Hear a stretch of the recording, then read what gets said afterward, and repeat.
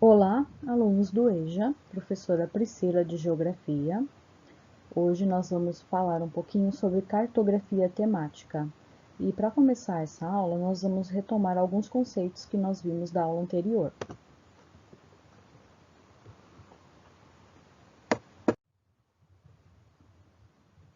Então, para entender um pouquinho sobre a importância dos mapas e da cartografia.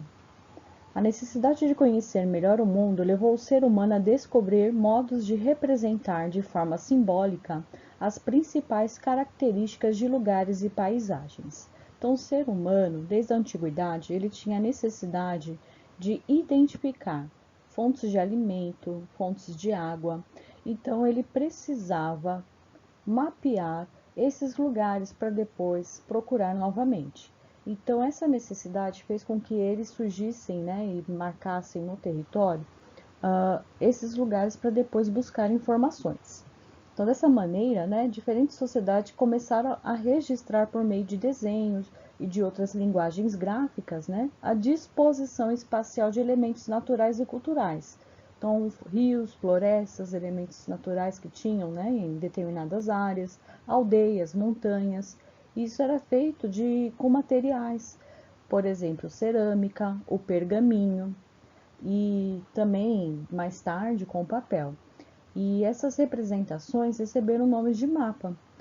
Mapa é o conjunto de técnicas, métodos e habilidades artísticas desenvolvidas para a elaboração de mapa que passou a ser denominada cartografia. Durante o século XX, grandes avanços tecnológicos permitiram mais precisão nas técnicas cartográficas e, como consequência, a produção de representações gráficas dos elementos do espaço geográfico cada vez mais detalhada. Atualmente, os mapas elaborados pelos cartógrafos apresentam informações obtidas por meio de fotografias aéreas e imagens de satélite. Além desses recursos, o cartógrafo muitas vezes percorre os locais a serem mapeados, verificando ou coletando informações para que a representação se torne mais correta possível, né? Provavelmente você já deve ter observado, né, o topógrafo. Quando ele vai mapear uma determinada área, ele vai observando, mapeando aquela área, tirando fotografias para fazer com o mais detalhamento possível sobre aquela região. Então aqui eu tenho, né, a imagem de um topógrafo, né? Quando eu era criança eu não sabia o que era, né, essa profissão, né? E quando eu fui fazer a área de geografia, né, a gente vê essa imagem e aí você já entende o que seria. Então é medição de uma área, de um terreno. Então com esse instrumento ele consegue fazer a medição correta, né, de um determinado lugar.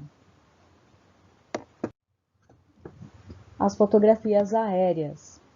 As fotografias aéreas são utilizadas para levantar informações sobre uma área que se deseja mapear.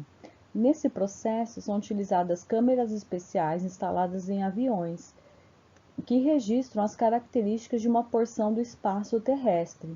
Esse recurso é um recurso um pouco mais antigo, porque hoje nós temos, né, imagem de satélite. Porém, ele permite a elaboração de mapas com informações precisas e detalhadas do espaço geográfico, como os tipos de lavoura de uma área rural e o tamanho dos lotes de um bairro numa cidade. Então, mesmo sendo uma forma, né, de utilização de um mapeamento, ele é importante também para determinar o espaço de um local. Ok. Aí aqui nós temos a imagem de São Lourenço do Oeste, em Santa Catarina. Seria uma imagem aérea. Então, para determinar, né, o mapeamento de uma determinada área, é importante também essa forma de mapeamento. As imagens de satélite são a forma mais precisa que nós temos de captação de informação para mapear hoje em dia. As imagens de satélite são representações da superfície terrestre obtidas por satélites artificiais especiais, que giram em torno da Terra a elevadas altitudes. Esses satélites são equipamentos com sensores que captam a energia refletida pela superfície terrestre, transformando-a em imagens.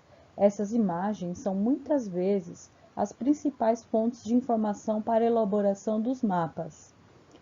Além disso, as imagens de satélite permitem localizar com precisão certos recursos naturais, como jazidas minerais e também obter dados meteorológicos. Hoje, as imagens de satélite são muito importantes para fazer o mapeamento, tem a informação mais precisa também, e além também de outros recursos, né, que o satélite traz para nós. Aqui nós temos um satélite brasileiro captando imagens, né, do território, né, então aí o contorno em laranja para perceber a dimensão do território também. Os mapas e sua linguagem. A necessidade de reproduzir com fidelidade em um mapa as características de determinado espaço levou os cartógrafos a desenvolver uma série de símbolos gráficos, desenhos, cores, números, letras, pontos, linhas ou rachuras, aceitos internacionalmente na forma de convenção. Por isso, o mapa, em geral, pode ser compreendido independentemente do país em que foi produzido. Entre as convenções cartográficas, podemos citar os seguintes exemplos: corpos d'água, como rios, lagos, mares e oceanos, devem ser representados na cor azul, florestas e matas na cor verde, rodovias com linhas e traços. Os significados desses símbolos ou convenções são explicados no mapa por meio da legenda. Esses símbolos que são utilizados no mapa é importante para a compreensão da leitura correta.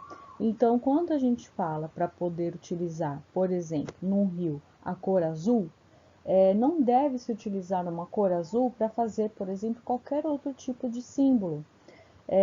Porque nós sabemos que a convenção diz que a cor azul é utilizado para determinar água, corpos d'água, rios, oceanos, lagos. Então, por isso que é importante essa leitura correta, a informação correta para determinar a linguagem do mapa.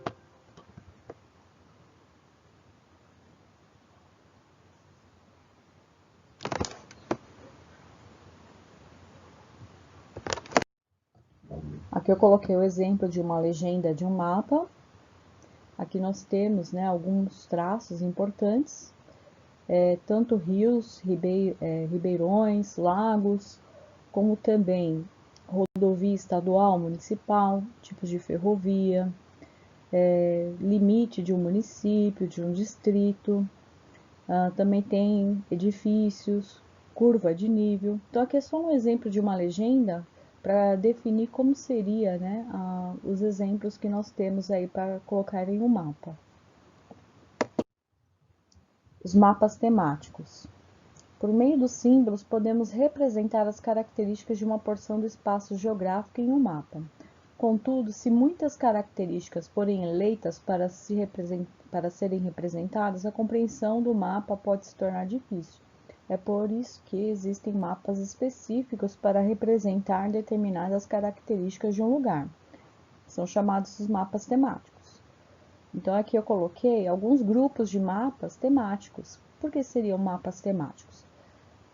Devido aos tipos de mapas que nós temos, né, cada um vai ter um tipo de informação. Porque se fôssemos colocar um mapa, todas as informações, seriam muitos mapas com muitas informações e aí fica difícil para fazer uma leitura. Então, por exemplo, nós temos os mapas físicos. Nesses mapas físicos, a gente vai ter o tipo de representação dos aspectos naturais de determinada área, como relevo, hidrografia, geologia, o clima, a vegetação.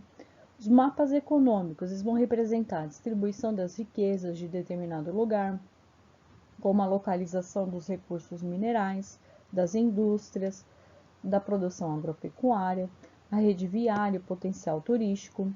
Os mapas demográficos, que vão representar a distribuição da população de um determinado lugar, estado, país, né, no território. Então, esses tipos de mapas, eles são classificados e separados de acordo com a sua informação, para que não fique difícil uma leitura, não fique difícil uma visualização dos temas que eles são elaborados.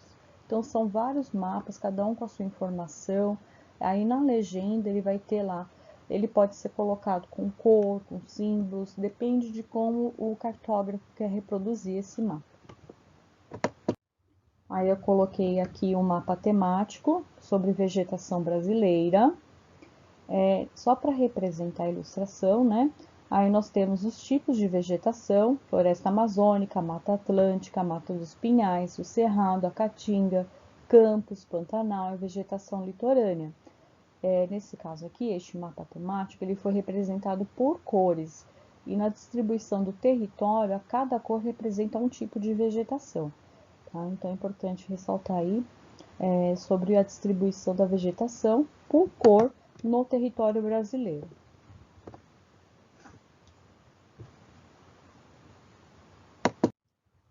Bom, para finalizar então, essa aula sobre cartografia temática, revisando também os conceitos da aula anterior, e eu vou passar a atividade para vocês no aplicativo do Classroom.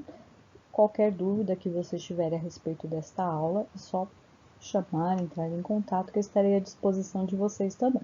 Obrigada pela participação, um abraço.